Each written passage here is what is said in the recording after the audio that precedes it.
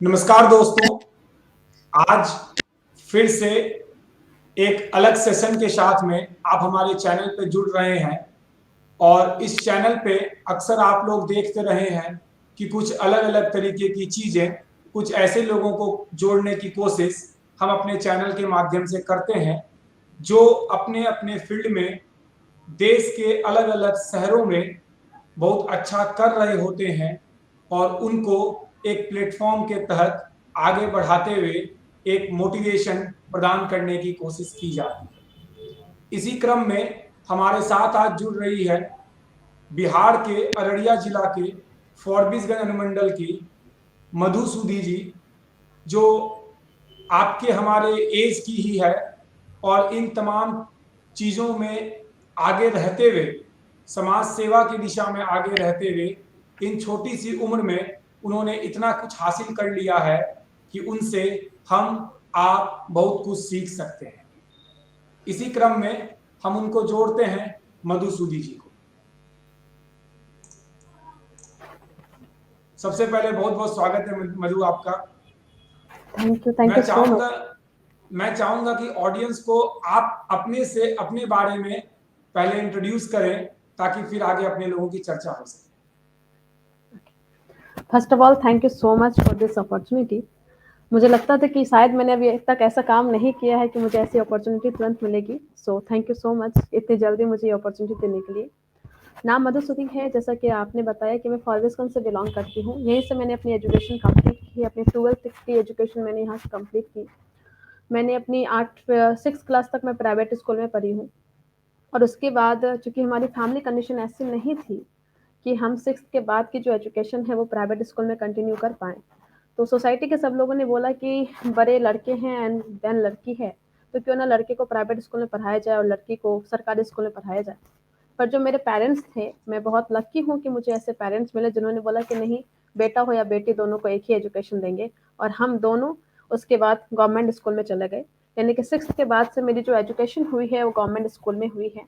मैंने अपनी 10th की है गोयल स्कूल से, और जितने भी फॉरबिसगंज के लोग हैं वो जान रहे होंगे गोयल स्कूल कहाँ पे है। उसके बाद मैं 10th में भी टॉप 3 में थी। 12th मैंने किया अली अकेडमी से, वहाँ पे भी मैं टॉप 3 में थी। उसके बाद मुझे लगा कि मुझे और अच्छा करना है। सो मैंने 11 महीने के लिए 1 साल के क्रैश कोर्स के लिए हमारे माँ बाप ने, मैंने कुछ कर्ज लिए और कर्ज लेके मैं कोटा गई। वहाँ पे जाके मैंने जेई मेंस क्वालिफाई किया। एडवांस क्वालिफाई मैं नहीं कर पाई और बहुत सारी अलग अलग सेंट्रल यूनिवर्सिटी के कॉलेजेस के इंट्रांस मैंने क्वालिफाई की, और जो उसमें से सबसे बेस्ट मुझे मिल रहा था वो मुझे मिल रहा था कि 12th में मैंने टॉप 1% में थी, 12th में अपने बिहार बोर्ड में। सो मुझे एक एग्ज़ाम के लिए मैं एलिजिबल हुई थी उस एग्ज़ाम को देने के लिए, और फर्स्ट बार में ही मैंने उसे क्वालिफाई कर लिया था। और क्वालिफाई करने के बाद पहली बार में ही मेरा उस कॉलेज में हो गया था, आइजर कोलकाता में, Indian institute of science education and research Kolkata. मुझे आईआईटी में जाने का मेरा सपना था। मुझे वो इंडियन टैग बहुत पसंद था, आईआईटी इंडियन। तो मैंने एनआईटी को छोड़ के मैं इंडियन वाले टैग में चले गई, आइजर कोलकाता में चले गई। वहाँ पे जाने के बाद मुझे पता चला, और मैं बचपन से मुझे लगता था कि शायद मैं अच्छी टीचर बन सकती हूँ। सो मुझे रिसर्च में जाने का मौका मिल रहा था तो मैं रिसर्च में चले गई।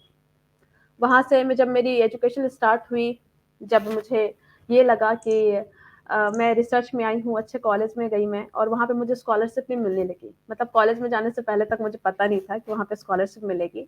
एंड वहाँ पे जस्ट पहुँची तो स्कॉलरशिप मिलने लगा तो एकदम हाई पीक पे था। वैसी इन्वायरमेंट मैंने कभी नहीं देखी थी। वैसे जहाँ जो रूम मुझे मिला था, जो कॉलेजेस के क्लासेस थे, वो चीज़ थी। जो लैब मुझे मिला था, आज तक 12th तक मैंने लैब नहीं देखा था कि कैसे साइंस में कैसे एक्सपेरिमेंट करते हैं। पहली बार वहाँ पे जाके मैंने एक्सपेरिमेंट करना स्टार्ट की थी। तो वो सब कुछ लगा रहा था कि लाइफ में सबसे ज़्यादा हाई पिक में मैं हूँ। जो चीज़ मुझे चाहिए था वो मुझे मिल गया। बहुत अच्छे-अच्छे फॉरेन के भी कुछ स्टूडेंट आके हमारे कॉलेज में पढ़ते थे, तो मुझे लगता था बस लाइफ सेट है, कुछ भी नहीं है। बीएसएमएस करो यहाँ से, पीएचडी करो एंड लाइफ सेट है, कुछ भी नहीं है। तो एकदम पूरा पीक पे थी। एंड उसी टाइम पे एक व्यक्ति की एंट्री हुई मेरी लाइफ में। कॉलेज के सेकेंड सेम में थी मैं, और उस टाइम पे मेरे एक अलग फील्ड के बारे में मुझे जानकारी मिली, नेटवर्क मार्केटिंग के बारे में। एंड उसके बारे में विच बहुत सारी चीज़ें marketing? Network marketing, okay, right. Network marketing के बारे में जब सेकंड सेम में थी तो मुझे पता चला। एंड कोई भी चीज़ करना है या नहीं करना है, एक चीज़ मैंने लाइफ में सीखी है कि कोई भी अपॉर्चुनिटी अगर आपको मिले, तो आपको करना है उस अपॉर्चुनिटी में, उस फील्ड में जाना है या नहीं जाना है। अक्सर मैंने सुना है लोग ये बोल देते हैं कि नहीं मुझे उस फील्ड में नहीं जाना बिकॉज़ मुझे इंटरेस्ट नहीं है। बट मुझे ऐसा लगता है कि किसी फील्ड में जाना है, नहीं जाना ये बात की बात है। जो कोई अपॉर्चुनिटी आए पहले एक बार समझ लें कि अपॉर्चुनिटी क्या है। तो मैंने उस चीज़ को समझना स्टार्ट किया एंड चूँकि मैं रिसर्च में थी एंड मुझे डेटा समझ में आता था, मैंने बहुत सारे चूँकि मेरा मैथ्स बैकग्राउंड था, मेरा साइंस बैकग्राउंड था, तो मैंने नेटवर्क मार्केटिंग के बारे में रिसर्च करना स्टार्ट करा। तो स्टा और वहाँ पे मुझे सारी रिसोर्सेस अवेलेबल थी, रिसोर्सेस लाइक इंटरनेट अवेलेबल था, मेरे पास लैपटॉप अवेलेबल था, इंग्लिश समझ में आती थी, डेटा समझ में आती थी। तो वो सारी रिसोर्सेस मेरे काम आई और मुझे नेटवर्क मार्केटिंग की डेटा समझ में आई और मुझे लगा कि ये एक ऐसा फील्ड है जो मेरी लाइफ को चेंज कर सकता है। कुछ सवाल थे मेरे, जिस सवाल का आंसर मुझे इस फील्ड में मिल रहा था, सो आई जॉइन्ड नेटवर्क मार्केटिंग एंड तभी से लगातार एजुकेशन के साथ में मैंने धीरे-धीरे करना स्टार्ट करा, सीखना स्टार्ट करा और धीरे-धीरे एक टाइम के बाद ऐसा भी आया कि मैं उस फील्ड में भी अच्छा करने लगी। उस फील्ड में बहुत अच्छा करने लगी और अच्छा करने लगी, इस तरीके से करने लगी कि मैं अपनी एजुकेशन के साथ में जिस कंपनी के साथ में गई, उस कंपनी की अभी मैं यंगेस्ट अचीवर हूँ। सबसे कम टाइम में इस लेवल को अचीव मैंने किया है और ये मेरी अभी तक जर्नी है। इस 5-6 साल की जर्नी में कॉलेज की के बाद जब मैं इस फील्ड में आई, इस जर्नी में मैंने बहुत कुछ सीखा है और जो सीखा है अब सिखाने का काम करती हूँ via online platform, via offline platform. मेरे सेमिनार भी होते हैं, मेरे वेबिनार भी होते हैं और यूट्यूब सेशन भी आता है और मैं कोशिश करती हूँ कि जो मैंने एक्सपीरियंस किया है इस 5-6 साल में मैं लोगों के साथ वो साझा कर सकूँ, शेयर कर सकूँ ताकि उन लोगों की लाइफ चेंज हो सके। खासकर जो यूथ है, खासकर जो वुमेन है, जो लड़कियाँ हैं, जिनको पता नहीं लाइफ में क्या करना है, कुछ ना कुछ उन्हें मैं दे सकूँ। मधु में एक लाइन आपने अभी कहा कि पहले सीखा और अब सिखा रही हूँ। राइट। ये स्टेटमेंट आपको कहाँ से आया, ये आपके दिमाग में कैसे आया कि जनरली लोगों के बीच में ये होता है कि ठीक है हमने अब ये चीज सीख ली है, अब हमें आगे बढ़ना है, कुछ नया सीखना है, कुछ और सीखना है। लेकिन आपने कुछ सीखने के बाद अब दूसरे को उसी चीज को सिखाने के लिए आप आगे बढ़ चुके हैं। ये चीजें आपके दिमाग में कैसे? सी ये बचपन से था। आई डोंट नो कब से आया लेकिन ये ऐसा था कि ये क्यूरियोसिटी पहले से थी। जब मैं अपने स्कूल लेवल में भी जब थी, जब मैं 8, 9, 10th में थी, जब मैं कुछ न्यूज़पेपर पढ़ती थी और मुझे कुछ अच्छी टॉपिक लगती थी, तो मैं जब जाती थी एंड लंच का टाइम में या जो स्कूल का जस्ट अभी स्टार्ट नहीं हुआ है, उस टाइम पे सब लोग बैठे रहते थे, तो मैं ऐसे ही मैं बोलती थी, "पता है आज मैंने क्या सीखा? पता है ऐसा मैंने सीखा है।" तो ये चीज़ मेरा शेयर करने का था और मुझे लगता है जो चीज़ हम सीख के अगर शेयर कर देते हैं, वो चीज़ कभी हम भूलते नहीं हैं। और ऐसा देखिए ना, जब भी आप मैथ्स का कोई क्वेश्चन सॉल्व किए हैं और अपने दोस्त को अगर आपने उसको सिखा दिया, तो फिर वो चीज़ें आप कभी नहीं भूल सकते हैं। और ये कॉलेज लाइफ में भी मैंने देखा, जो चीज़ मुझे समझ में नहीं आती थी, मैं सीखती थी, उसको सिखाने की कोशिश करती थी या बेसिकली शेयर करती थी, तो उससे वो चीज़ें ज़्यादा अच्छे समझ में आ जाती थी। तो ऐसा ही था। आप बिहार के अररिया जिला के बहुत छोटे से शहर से संबंध रखती हैं और जैसा आपने बताया कि आपका पारिवारिक जो इकोनॉमिक कंडीशंस थी वो भी बहुत अच्छी नहीं थी। तो जब आप नेटवर्क मार्केटिंग के फील्ड में आ रही थी, उस समय आपने अपने परिवार को क्या समझाया? बिकॉज उन्होंने भी कुछ कहा होगा आपको the moment you wanted to enter into this field, तो उन्होंने भी आपको कुछ बताया होगा, कुछ सीख, बिकॉज वह आपसे उम्र में बड़े हैं, आपसे तजुर्बा ज्यादा है, वह आपको कुछ गाइडेंस देने की कोशिश कर रहे होंगे, कुछ समझाने की कोशिश कर रहे होंगे। How did you handle all that things? See जब मैंने स्टार्ट करा था, तो ऐसा नहीं कि मैंने अचानक से स्टार्ट करा था। जब मैं अपना एजुकेशन कंप्लीट कर रही थी, इनफैक्ट जब मैं अपनी स्कूल टाइम पे थी, 10th 11th 12th में थी, तो मुझे 11th 12th में ही बाहर जाना था एजुकेशन के लिए, क्योंकि फॉरबिसगंज में कहीं ना कहीं हम लोगों को ऐसा लगता है कि जो साइंस होना चाहिए, वो साइंस की जो नीड है वो शायद मिसिंग है। फॉर एग्जाम्पल जो लैब की चीज़ें होती है वो चीज़ यहाँ पे अवेलेबल ज़्यादा नहीं है। तो मुझे लगा कि शायद मुझे बाहर जाना चाहिए, लेकिन उसके लिए हमारे पास पैसे नहीं थे। सो कुछ ना कुछ करना था। तो जब मैं 11th में थी, उस टाइम पे जो नवोदय के बच्चे होते थे, वो जब समर वेकेशन में आते थे, तो हम और मेरे भाई मैं और मेरे भाई मिलके उसका क्रैश कोर्स करवाते थे। मैं फिज़िक्स पढ़ाती थी 9th 10th वाले को और मेरा जो भाई था वो मैथ्स पढ़ाता था। तो वो क्रैश कोर्स करवाते थे ताकि हम कुछ पैसे अर्न कर पाएँ, ताकि हमारा कुछ जो पढ़ाई का कुछ बुक्स हम ले पाएँ। तो ऐसा नहीं था कि पेरेंट्स का कुछ ऐसा दबाव था कि आप मत करो। हमें पता था कि हम क्या कर सकते थे और हमने किया। तो पेरेंट्स की तरफ से हमेशा ये थी कि तुम अपनी मन की कर सकती हो। सो मैंने ट्यूशन भी पढ़ाया है और कुछ अलग-अलग चीज़ें भी हम लोगों ने की थी। हाँ, लेकिन जब मार्केटिंग के फील्ड में आई थी, तो चूँकि मैं बाहर में थी, कोलकाता में मैंने स्टार्ट करा था ये मार्केटिंग का फील्ड, और मेरे पेरेंट्स को मुझ पे शायद भरोसा था। तो कभी उन्होंने डायरेक्टली मना नहीं किया, बस वो ये बोलते थे कि पढ़ाई खराब ना करना ये सब। तो मेरे पास एक प्रेशर रहता था कि मेरे दोस्त का नंबर कम आ जाए तो चलेगा, बट मेरा नंबर ठीक-ठाक आना चाहिए। एक तो स्कॉलरशिप का मेरा पे प्रेशर था कि अगर मेरा 7 सीजीपीए से कम आता है तो मेरी स्कॉलरशिप बंद हो जाएगी। तो मुझे ऑलवेज़ 7 सीजीपीए मेंटेन रखना है या उससे ऊपर रखना पड़ता था, ताकि मुझे स्कॉलरशिप मिलती रहे।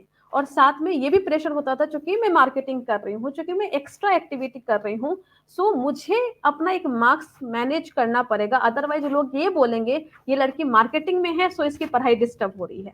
तो लोग ये ना बोले, इसलिए एक अच्छा खासा प्रेशर रहता था, तो उसमें ज़्यादा एफर्ट्स डालने पड़ते थे, ज़्यादा मेहनत करनी पड़ती थी। और जब रिजल्ट्स मैं दिखाती थी कि रिजल्ट ठीक-ठाक आ रहा है और नेटवर्क मार्केटिंग से पैसे भी आ रहे हैं, तो थोड़ा हेल्प कर पा रही हूँ, तो एक टाइम के बाद है ना, वो प्रेशर नहीं आता।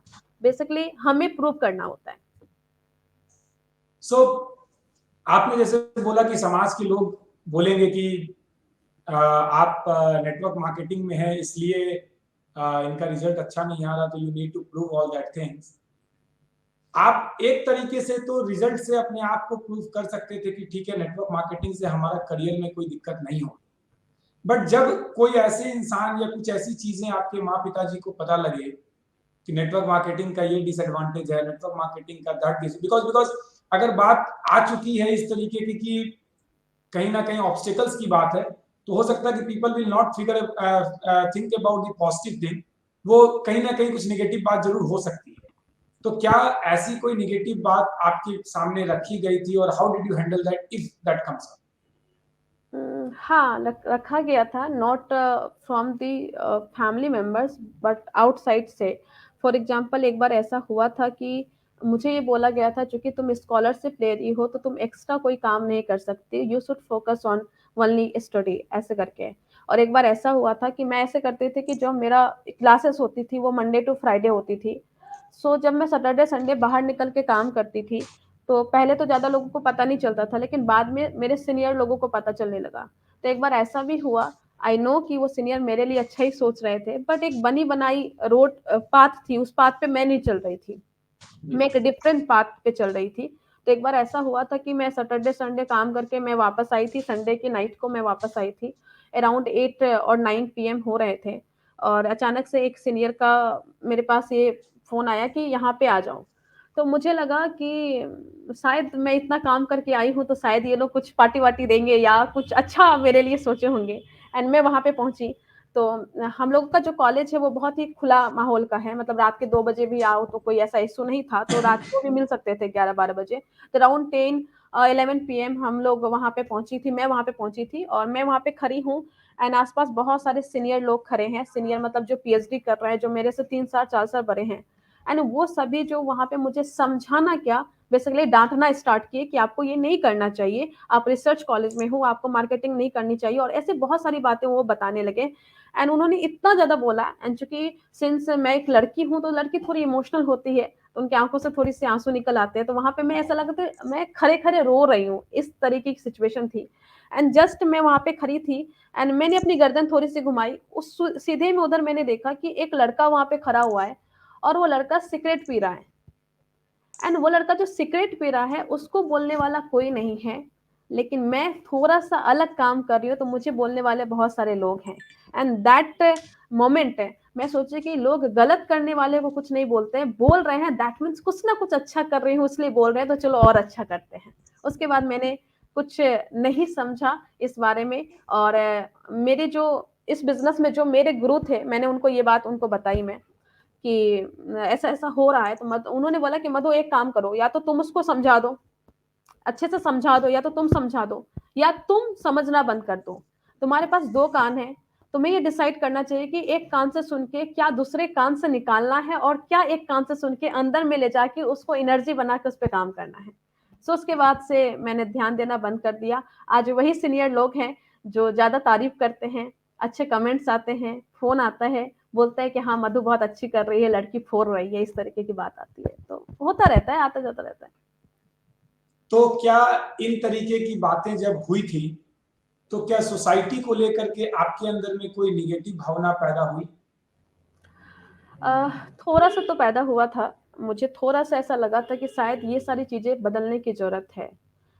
जो माइंडसेट डेवलप किया गया है ना, as a middle class family, as a lower class family और बिहार में खासकर लड़कियों के लिए या लड़की क्या बोले यूथ के लिए, हमें बोला जाता है कि बेटा पढ़ो लिखो और नौकरी करो।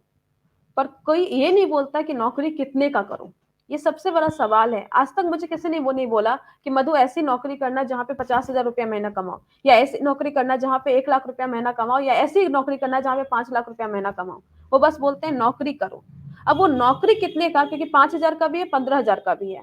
तो जो फाइनेंशियल एजुकेशन एक यूथ को चाहिए, वो अवेलेबल नहीं है हमारी सोसाइटी में। एक तो ये चीज़ है। दूसरी चीज़ कि जो बॉयज़ और गर्ल्स का भी बोले तो गर्ल्स को उतना टाइम नहीं मिलता है जितना कि बॉयज को उतना टाइम मिलता है जितना गर्ल्स को नहीं मिल पाता। फॉर एग्जाम्पल जैसे ही ग्रेजुएशन कंप्लीट होती है एक लड़की की तो उसमें प्रेशर आने लगता है शादी का।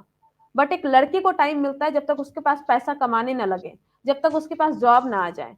यानी कि बॉयज के लिए आप 30 साल वेट कर सकते हैं, 35 साल वेट कर सकते हैं, पर लड़की को आप 2 साल एक्स्ट्रा नहीं दे सकते हैं ताकि वो अपने पैर पे खड़े हो सके, वो सेल्फ डिपेंडेंट हो सके। इनफैक्ट कई बार ऐसा होता है लड़कियों की पढ़ाई को रोक दिया जाता है क्योंकि बोला जाता है कि लड़की की पढ़ाई पे खर्च करेंगे तो दहेज में क्या देंगे। और बिहार में बहुत ज्यादा होता है कि हम उनकी पढ़ाई को रोक के उस पैसे को बचा के रखते हैं और उस पैसे को हम दहेज के रूप में देते हैं, डॉरी के रूप में देते हैं। लेकिन बात यह है कि क्या डॉरी देने से उसकी लाइफ को आप सिक्योर कर पा रहे हैं?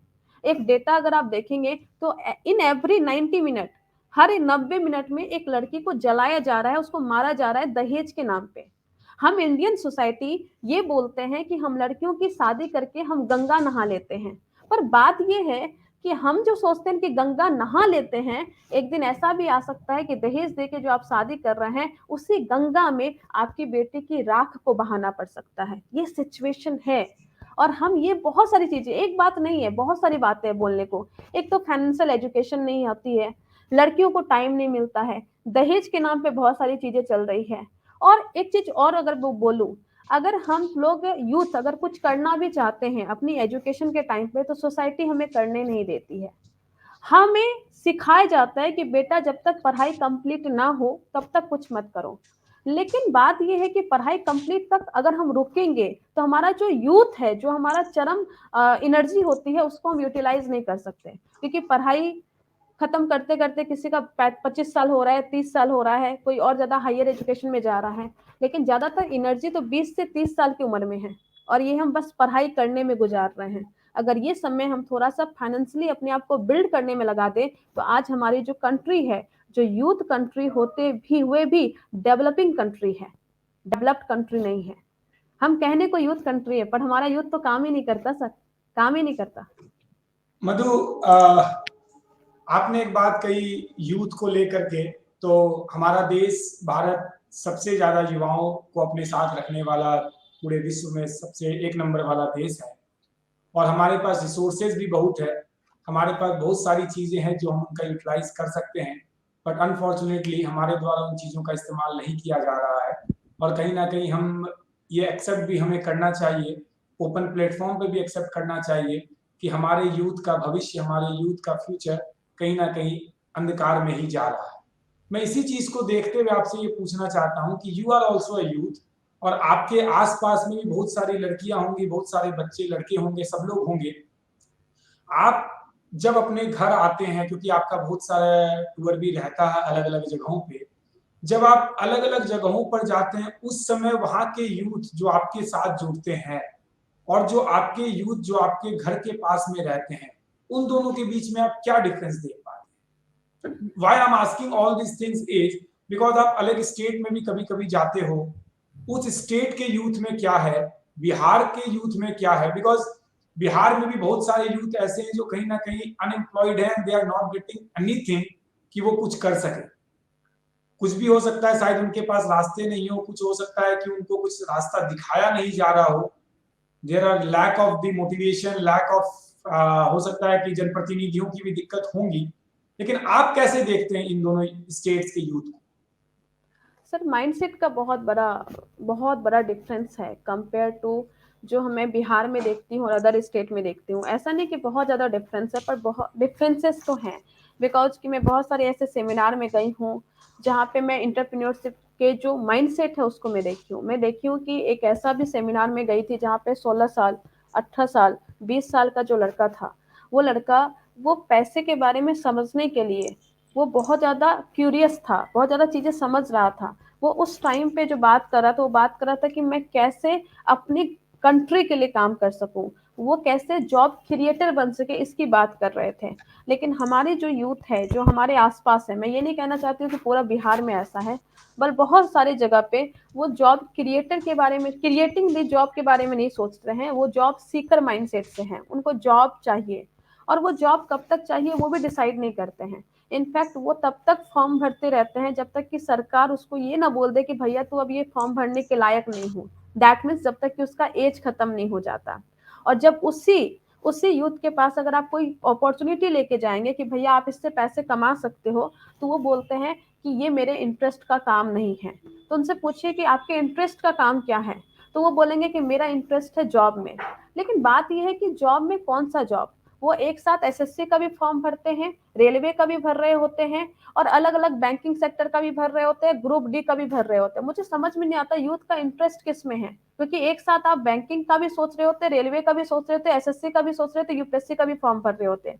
तो एक तो हमारे यूथ मधु, का है ना इसमें मैं आपसे इंटरेस्ट पता एक नहीं। बार रोक करके आपसे पूछना चाहता हूँ इन्हीं चीजों में, कि जब यूथ अनएम्प्लॉयड होते हैं, और चूंकि मैं ज्यादातर बिहार के अलग अलग जगहों पर घूमता हूँ, यूथ के साथ कनेक्ट होता हूँ, बिहार के यूथ एक्चुअली उनके साथ प्रॉब्लम ये नहीं है कि वो दिल से अलग अलग फॉर्म भरना चाहते हैं, उनके पास कोई ऑप्शन नहीं है, तो वो चाहते हैं कि एक एक कहावत है कि नहीं मामा से काना मामा बढ़िया। तो ये चीज है कि ठीक है, अगर बैंकिंग नहीं होगा तो एसएससी में हो जाएगा, हमारा रेलवे में हो जाएगा, हमारा बीपीएससी कर लेते, जो भी चीजें हैं, उनको लगता है ठीक है, नहीं कुछ होगा तो हमारा क्लर्क में ही बहाली हो जाएगी। तो वो कोई भी अपॉर्चुनिटी निकल करके आती है तो वो उसको मिस नहीं करना चाहते, क्योंकि उनको लगता है कि बिहार में कोई भी अपॉर्चुनिटी 2 साल, 4 साल, 5 साल में एक बार निकलती है।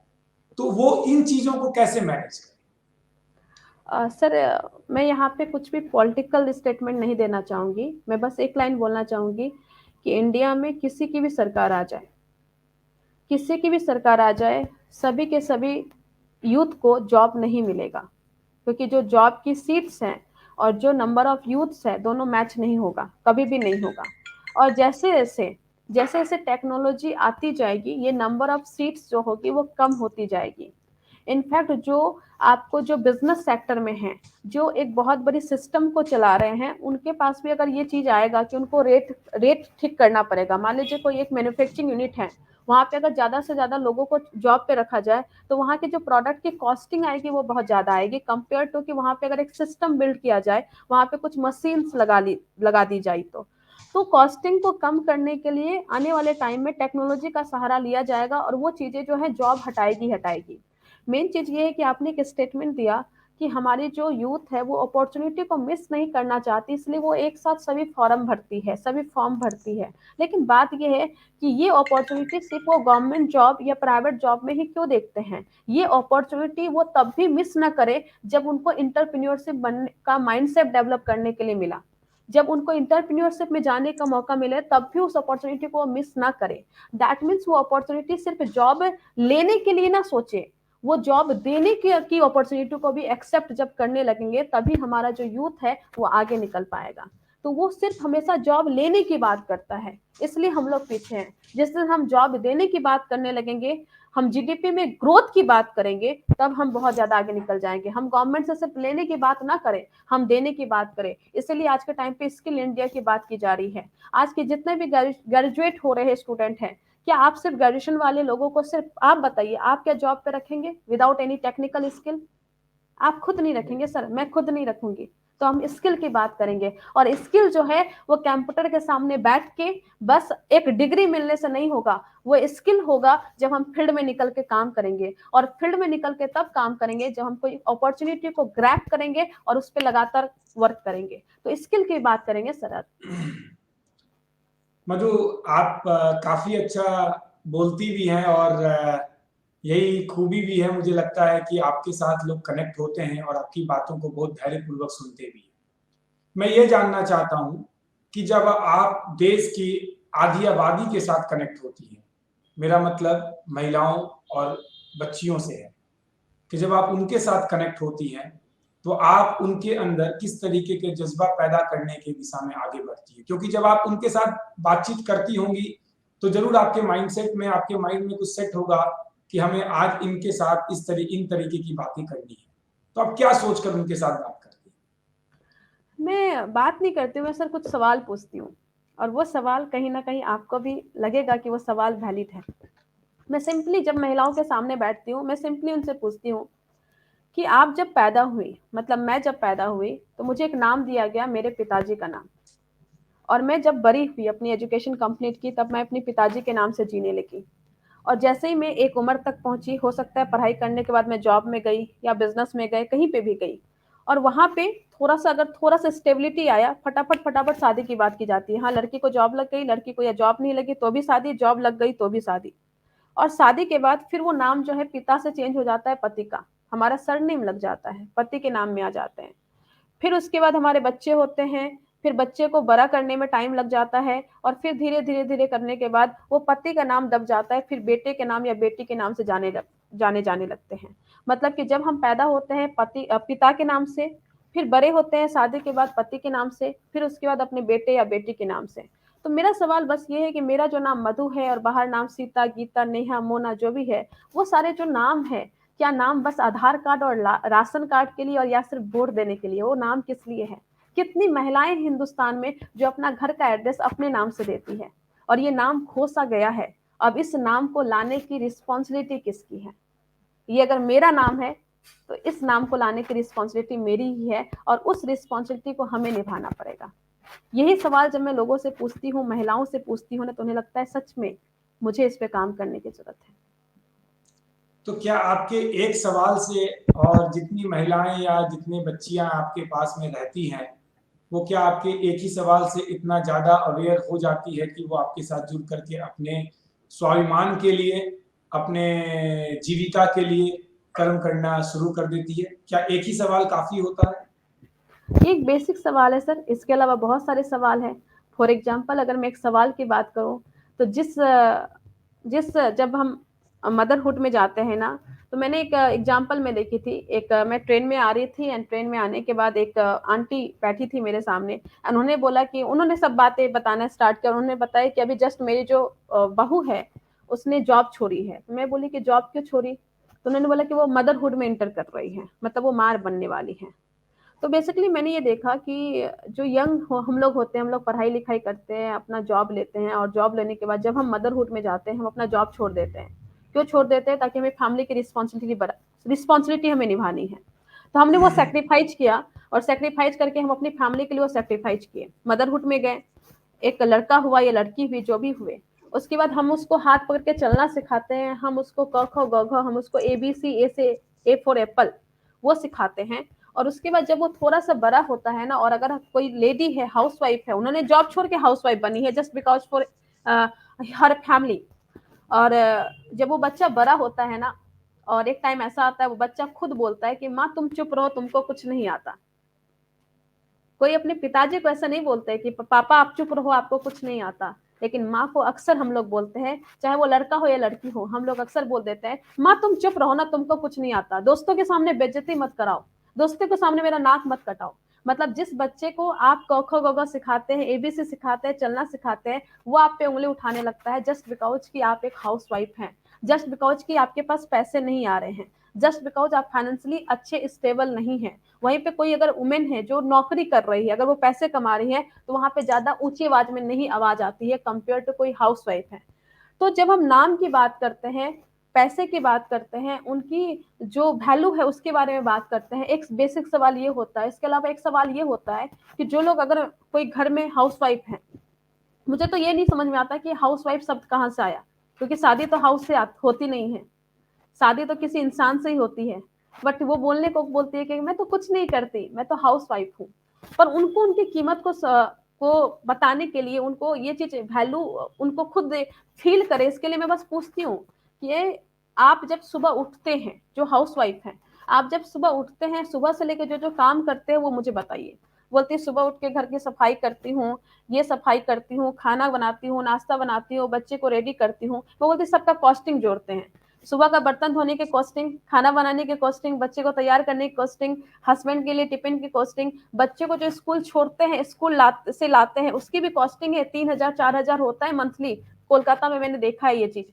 तो बच्चे को स्कूल ले जाना, उसको लेके आना, उसका होमवर्क करवाना, फिर उसको खेलने के लिए लेके जाना, घर में सास ससुर जितने भी इन लॉज हैं उसका सब कुछ करना, कपड़े की इस्त्री करना, फिर शाम का खाना, रात का खाना, ये सब की कॉस्टिंग अगर जोड़ेंगे ना, तो हो सकता है कि आपके जो हस्बैंड है उसकी जो मंथली सैलरी है वो उसमें मैच नहीं कर पाएगी, राइट। लेकिन फिर भी अगर किसी दिन घर में अगर थोड़ा सा ऊपर नीचे हो जाता है तो हस्बैंड आके सीधे बोलता है कि दिन भर करती है क्या हो, घर में बैठ के करती है क्या हो। और ये वैल्यू लोगों को पता नहीं। हमें जरूरत है कि हमें उसको वो अधिकार दिलाने की। वो सबके उठने से पहले उठती है, सबके सोने के बाद सोती है, फिर भी किसी दिन अगर ऐसा हो जाए तो लोगों से पूछते हैं कि तुम दिन भर करती क्या हो। और ये सब सवाल जब आप लोगों से पूछेंगे ना, तो लगता है कि उनके दुख को हम बयां कर रहे हैं। तो बहुत सारे अच्छे से कनेक्ट करती हैं वो चीजें, चाहे वो कम एज की महिला हो, चाहे वो हाउस वाइफ हो, चाहे वर्किंग फोर्स हो, सब अच्छे से कनेक्ट करती है। बस वो दुख बयां करना होता है और फिर उसका सॉल्यूशन भी देना होता है। राइट। मतलब क्या आप कभी स्कूली बच्चों के साथ कनेक्ट होने की कोशिश की है आपने? यस, आई एम को फाउंडर ऑफ सक्सेसकर्व.in। मैं free what is this education पे सक्सेस? काम करती हूँ। मेरा मेरा इंटेंशन यही था कि आप सक्सेसकर्व.in के बारे में खुद से बताओ।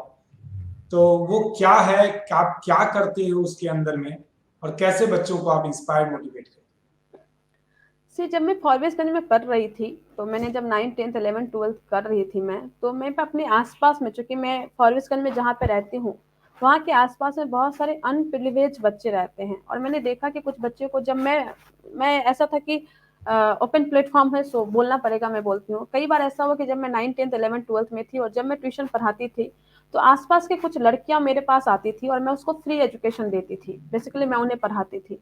और वो जो स्टूडेंट होती थी ना, वो बहुत अच्छी थी पढ़ने के लिए। और उसका 9th 10th का फॉर्म भरना था एंड वो मैट्रिक करती ऐसे करके। लेकिन उसी समय पे मेरा जब 11th 12th करके मैं कोलकाता चले गई, और जब मैं कोलकाता से आई, लगभग मैं 1 साल के बाद घर आई, तो मैंने देखी कि जिस लड़की को मैं पढ़ा रही थी उस लड़की की शादी हो गई। एंड जब मैं उसको देखी तो आई वॉज रियली शॉक्ड कि ये इस लड़की का कितना बड़ा फ्यूचर हो सकता था, ये लड़की कितनी अच्छी पढ़ने में थी, बट इसके माता पिताजी ने इसकी शादी करवा दी। एंड मैं उस टाइम पे आई वॉज रियली, मतलब मैं हेल्पलेस फील कर रही थी कि मैं क्यों कुछ नहीं कर पाई इन बच्चियों के लिए, इस लड़कियों के लिए इसमें टैलेंट था, बट इसमें अब ये जो लाइफ जिएगी वो ना इसका मान होगा, ना सम्मान होगा, ना कोई वैल्यू देगा। और ये अपने टैलेंट कहाँ पे बिताएगी? किचन में बिताएगी, और किचन के कामों में भी जब वो अपना टैलेंट लगाएगी उसकी भी वैल्यू कोई नहीं करेगा। तो एक ये मोमेंट था मेरे लिए जो मेरा लाइफ चेंजिंग था। एक तो ये था कि हम जो बच्चे होते हैं उनके टैलेंट का यूज नहीं कर पा रहे, क्योंकि कहीं ना कहीं हमारा स्कूल सिस्टम, हमारा एजुकेशन सिस्टम उसके लिए नहीं बना है मे बी। और जो हमारी माइंड सेट है खासकर लड़कियों के लिए वो बहुत ही खराब है।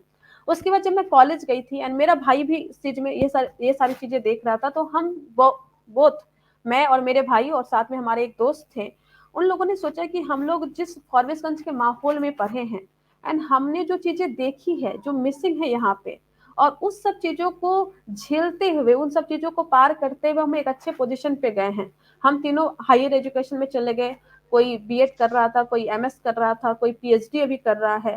तो हम जब हायर एजुकेशन की तरफ जाने लगे और वहां पे देखे कि वहां पे जो हमारे साथ के दोस्त लोग थे, जब उनसे मैं पूछती थी ना, वो बताते थे कि 11th 12th में उसने कैसा अच्छा लैब में उसने एक्सपेरिमेंट किया है, कितने अच्छे टीचर्स थे, कितने अच्छे वहां पे माहौल उनको मिला था। एंड वो सारी चीजें हमने यहाँ पे मिसिंग पाई थी। इनफैक्ट कोई ऐसा टीचर भी नहीं मिला था कि आपको एक एक्स्ट्रा एक्सपेरिमेंट करके दिखा दे, एक्स्ट्रा चीजें पढ़ने के लिए मोटिवेट करें। वो सिलेबस को कवर करने की बात कर रहे थे, और इनफैक्ट कुछ बच्चे ऐसे थे जो सिलेबस को भी कवर नहीं कर पाते थे। तो मैंने अलग अलग माहौल देखा था एजुकेशन सिस्टम में, और मुझे लगा था कि जो मिसिंग है, मतलब कि जो तकलीफ हमने झेली है एजुकेशन को लेके, जो हमने मिस किया है, वो हम अपनी आने वाली जनरेशन, आने वाली पीढ़ियों को हम वो मिस नहीं करवा सकते हैं। सो हमने सोचा कि इसको कैसे कर सकते हैं। सो हम लोगों ने स्टार्ट किया successcurve.in। ये एक ऐसी मुहिम है जिसमें कि हम जो बच्चे पढ़ नहीं पाते हैं, और जो बच्चे बस पैसे के कारण नहीं पढ़ पाते हैं, तो कभी भी पैसे उनके रास्ते में आए ना आए, हम उन्हें वो फ्री एजुकेशन प्रोवाइड कर सकें। इसके लिए हम लोगों ने बहुत सारी फ्री वर्कशॉप की, फॉरबिसगंज में भी की। और इनफैक्ट जब मैं कॉलेज में गई तो कॉलेज में भी एक हमारा क्लब था जो था एक पहल, उसमें भी मैंने बहुत ज़्यादा काम की है। उसमें हमने इंटरेक्शन सेक्शन मैंने किया फ्री में। जब हमारा क्लास खत्म होता था 5 बजे, तो 6 से 7 बजे तक, 6 से 8 बजे तक हम जाके पढ़ाते थे उनको, फ्री एजुकेशन देते थे। इसके अलावा हम उनके साथ दिवाली मनाते थे, बहुत सारी साइंस की वर्कशॉप हम करते थे, और बहुत सारी अलग अलग एक्टिविटी करके उन्हें एजुकेशन में लाने की कोशिश करते थे, और वो कोशिश लगातार हम कर रहे हैं। फॉरबिसगंज में आपने अभी तक कितने बच्चों को फ्री एजुकेशन दे करके उच्च शिक्षा के लिए आगे बढ़ा दिया है?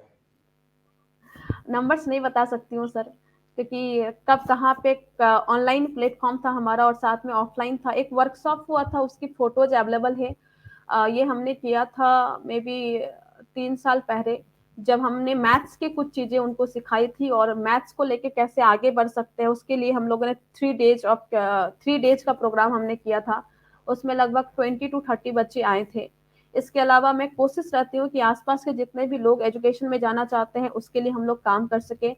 ऑनलाइन प्लेटफॉर्म अभी हमारा है सक्सेस कर्व, उसमें बहुत सारे नंबर्स ऑफ टीचर हमारे साथ जुड़े हुए हैं जो मिलके सब काम कर रहे हैं, और बहुत सारे लोग हैं जो अभी CUCT का जो क्वालिफाई उन्होंने किया है, मतलब सेंट्रल यूनिवर्सिटी में जाने का जो इंट्रांस एग्जाम होता था, उस एग्जाम में हम उन्हें क्वालिफाई करवाए हैं। और ऐसे बहुत सारे रिजल्ट्स हैं जो आप successcurve.in पे देख सकते हैं, सब अवेलेबल है मधु, पब्लिक। यहाँ पे मैं आपको एक जानकारी दे दूं कि अगर आपके पास कोई ऐसे बच्चे हो जो आपसे अगर संपर्क करते हो, because we are actually trying to launch such kind of thing, तो अगर आपके पास कोई ऐसे बच्चे हो जिनको फाइनेंशियली प्रॉब्लम हो और वो अगर पढ़ना चाहते हैं, तो मैं बेशक अररिया जिला में और बिहार में इसको हमारे अलग अलग लोगों से बात भी हो रही है कि हम लोग इसको चालू करेंगे, उनको फाइनेंशियली हेल्प करके।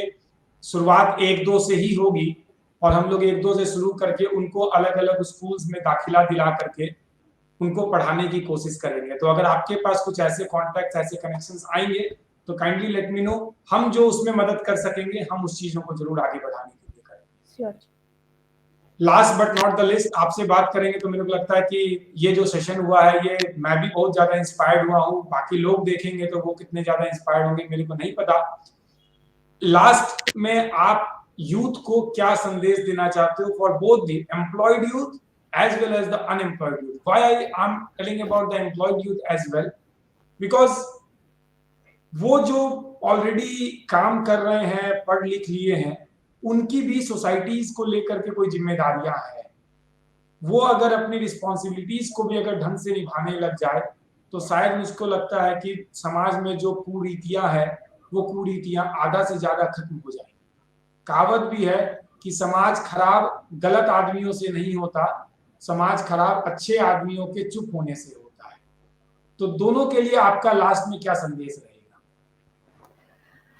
सर आपने सही बोला कि दिक्कत तो यही है कि हम जो यूथ है वो सही में वो रिस्पॉन्सिबिलिटी नहीं निभा पा रहे हैं।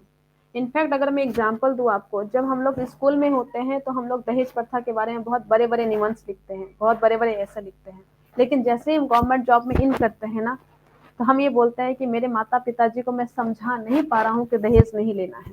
लेकिन भैया आप पढ़ लिख के गवर्नमेंट जॉब में जाके आप अपने माँ बाप को नहीं समझा पा रहे हैं कि दहेज लेना बुरी बात है, तो अपने समाज को क्या समझा पाएंगे, अपने देश को क्या समझा पाएंगे। शुरुआत तो घर से होती है। वो ऐसे लाचार बेबस दिखाते हैं कि नहीं हम तो कुछ नहीं कर सकते। शुरुआत अपने घर से कीजिए। अगर आप यूथ हैं तो सबसे पहले दहेज को सबसे पहले खत्म कीजिए जो इम्प्लॉयड है।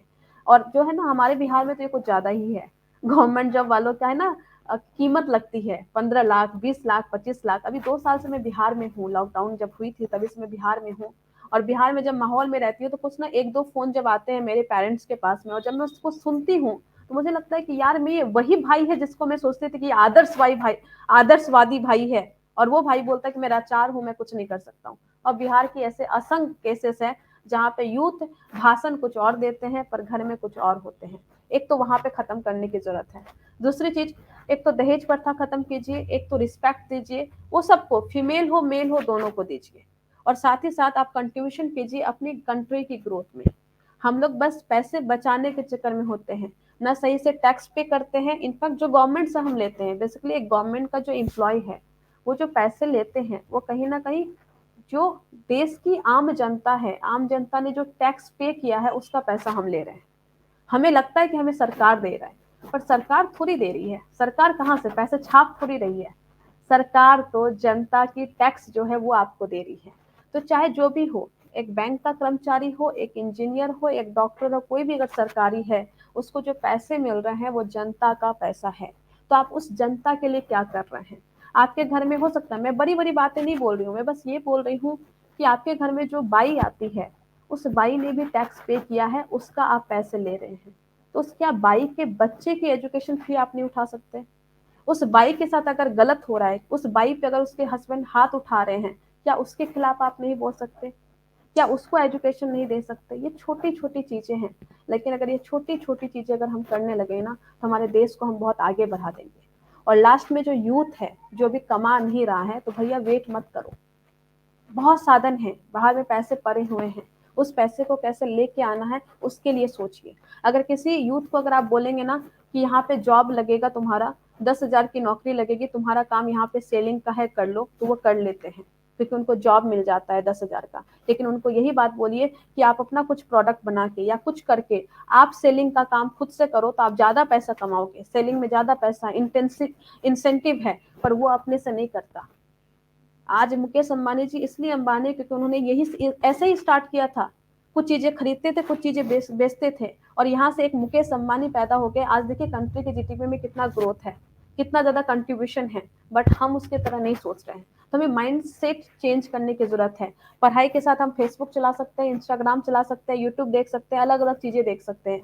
हम ये देख सकते हैं कैटरीना की शादी हो रही है, कैटरीना की शादी का इनविटेशन भी नहीं मिलता, न्योता भी नहीं मिलता, फिर भी इंटरेस्टेड हैं कि कैटरीना की शादी कब हो रही है, उसका फोटो देखने के लिए लगातार लगातार रिफ्रेश कर रहे हैं अपने पेज को। लेकिन ये देखिए कि आपके घर में जो आपकी बहन है, आपकी जो छोटी बेटी हो सकती है, हो सकता है आपके घर में कोई ऐसी होगी, आपकी बहन की शादी में आप कितना कंट्रीब्यूशन कर रहे हो, कि बहन की शादी का जिम्मा पापा के सर पे है। पापा जमीन बेच के कर रहे हैं, पापा अपने पूरी पूंजी लगा के कर रहे हैं, और पापा अगर मिडिल क्लास में है तो अपनी पढ़ाई का खर्चा डाल डाल कर उसको लोअर क्लास में लेके आ रहे हैं, और फिर भी हम बोलते हैं कि हम यूथ हैं। तो बस ये सब काम, छोटा छोटा चीज अगर हम इसको अगर चेंज कर देना, तो अपने देश, अपने परिवार, अपनी सोसाइटी को एक अलग आयाम पे लेके जा सकते हैं। Thank you. बहुत बहुत धन्यवाद मधु।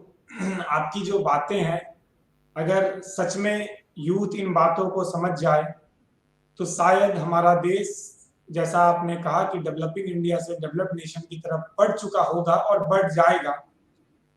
अंत में चूंकि आपने ये बात कही, तो अब मैं आपसे लास्ट में एक सवाल और पूछना चाहता हूं कि जब आप ये कोट और टाई पहनती हैं तो आपके अंदर कॉन्फिडेंस किस तरीके का रहता है?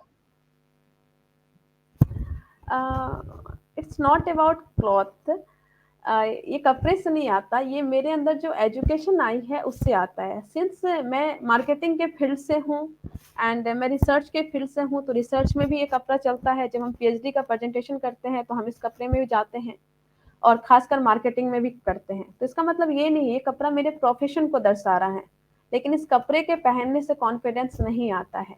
जो मैंने पढ़ाई की है, जो मैंने चीज़ों को समझा है, लगातार काम करके, लोगों से इंटरेक्ट करके, जो मैं, क्योंकि मेरी बातें हैं ना यहाँ से नहीं निकल रही है, मेरी बातें यहाँ से निकल रही है।